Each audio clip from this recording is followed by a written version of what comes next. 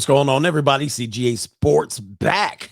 Yes, we're back in here again, and I found a way to give you some interesting subject matter here. Do me a favor, hit the like button and subscribe to this channel, and we're going to get right into it. And we're going to talk about baseball announcer Glenn Kuiper Jr. of the Oakland Athletics, soon to be possibly the Las Vegas Athletics. He got caught in a little bit of a mess by mispronouncing, according to him, the famous N word, and he pronounced it with the hard ER or the hard R. Anyway, man, if you didn't really catch up on this, Glenn Kuiper's in trouble, and he's been suspended indefinitely for saying the hard N word, okay, or the N word with the hard ER. And he said he mispronounced the word. And let's go ahead and take you to a little bit of this and break down what happened here, just so you guys can see it.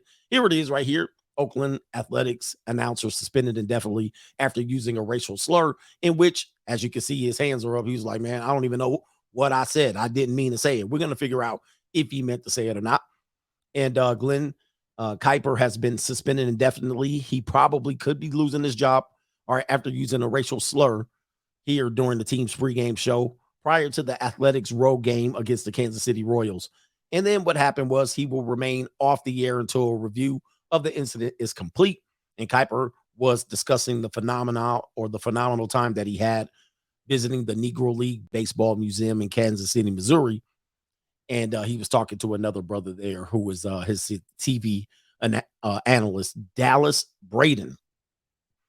And he apparently used a slur regarding his visit to the museum. Now, let me just say this right here. In our country, we have had a hard time adjusting to this N word. The N word is pretty much going to be one of the worst words you can use in the language American lexicon.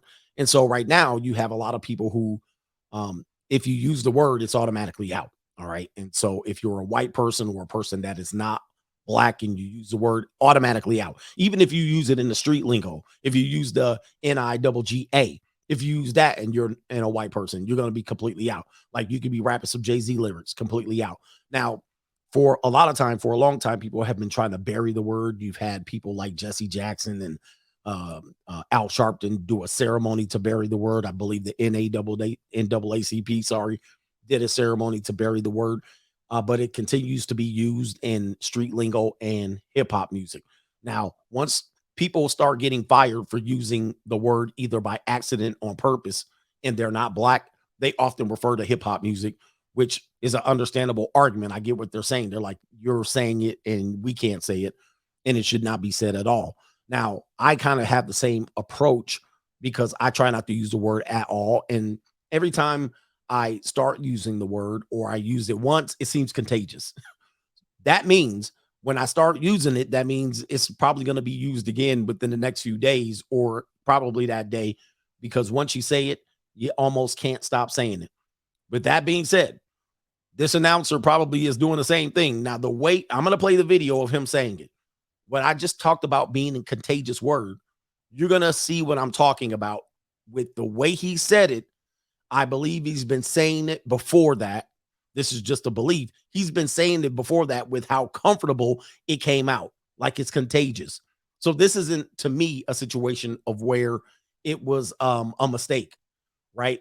The mistake would have been pronouncing it differently, like in the South, they would say nigger, all right, nigger, just to get around the word. And they probably said that during the Jim Crow times when people just couldn't say the hard R word. So mispronouncing it, it probably would have sounded like that. But the way he mispronounced it sounded completely different. And I'm going to take you to that part of the video just so you can see and hear it. And yes, I'm going to play it. All right.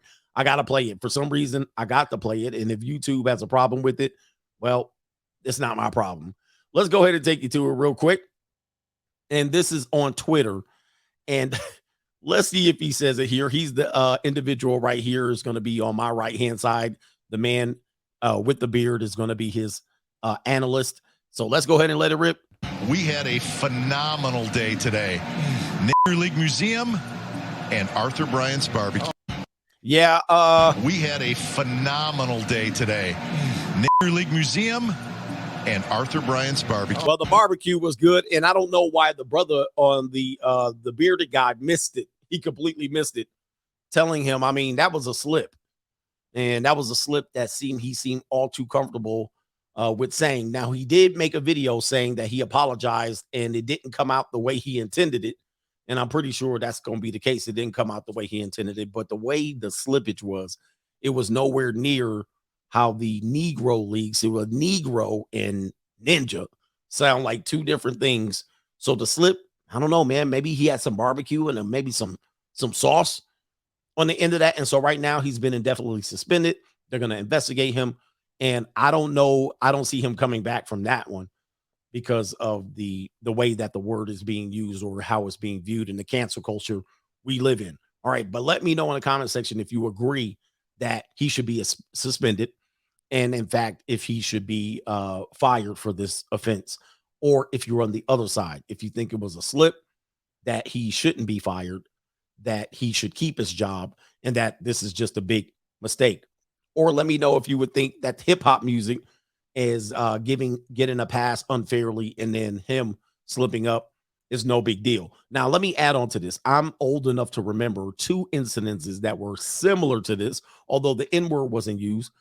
Back when I was like a young teen or earlier than that, few years earlier, they had two incidences where black people, where white men were speaking about black people, and then black athletes specifically, and then they just came out looking like a complete a-hole, and they lost their job next day. One was Al Campanis with the Dodgers. I believe he was a general manager. And the other one is Jimmy the Greek. And I'm going to play the clips of them just so you can see how far we've come, because Al Campanis and Jimmy the Greek were essentially talking about something similar. And the similar was the capacity of blacks to be coaches and general managers and front office individuals. So let me take you to the Al Campanis interview, in which he was on a television show called Nightline back in the day. And this is Al Campanis right here trying to shuffle his way through an argument as to why blacks should not be considered for coaching and they should be doing other things. Let me see if I got it teed up real quick. No, I don't believe it's prejudice. I truly believe that they may not have some of the necessities to be, let's say, a field manager or perhaps a general manager. You really believe that? Well, I don't say that they're all of them, but they certainly are short. How many quarterbacks do you have? How many pitchers do you have that are black? It's same Yeah, but thing I mean, applies. I got to tell you, that sounds like the same kind of garbage we were hearing 40 years ago about players when they were saying, not really cut out. You remember the days, they hit a black football player in the knees, and no, that really sounds like garbage. If you forget my saying so. It's not garbage, Mr. Koppel, because I played on a college team, and the center fielder was black, and then the backfield at NYU with a fullback. All right. You see what happened there. Al Campanis got caught up. He might have been on the sauce. There's something to this where these men appear drunk, slightly drunk when they're saying these things. And not to give them a pass, but I think the sauce is allowing them, or the barbecue sauce is allowing them to go out and say these things. Let me take you to Jimmy the Greek. And these both were around 1987, 1988. Jimmy the Greek, if you didn't know, he was on a football show called, I think, NFL Today on CBS. And he was like the gambling guy. He was the early guy that would make predictions about what teams would win and whether the odds. Well, Jimmy the Greek said something similar, all right, after Al Campanis, and let's let that roll. Last April on ABC's Nightline news program. Yeah, pretty soon they're going to have to equalize it for the blacks, for the Greeks, the Jews, and for everybody. I mean, let's make it equal for everybody, And is it equal? What about in sports? Well, they've got everything. If they take over coaching like everybody wants them to, there's not going to be anything left for the white people. I mean, all the players are black. I mean, the only thing that the whites control is the coaching jobs. Now, I'm not being derogatory about it, but that's all that's left for them. The black talent is beautiful. It's great. It's out there. Yeah. But, the only thing left for the whites is a couple coaching jobs. Yeah, maybe we need to get more black coaches. Oh, it's all right with me. Okay, well, I'm sure that they'll take over that pretty soon, too. Yeah, wow. I mean, Jesus, I'm just holy moly. Tell us what you really think, man. Let me tell you, I probably was a steak dinner again. All right. And he was lubed up. He had the alcohol flowing, and he told us how he really felt in this situation, probably with the Oakland A's analyst here, or the announcer. Probably with the same thing, man. He had that Kansas City barbecue. He went to the Kansas City Monarchs baseball, Negro League baseball. Let's see if I could not slip up.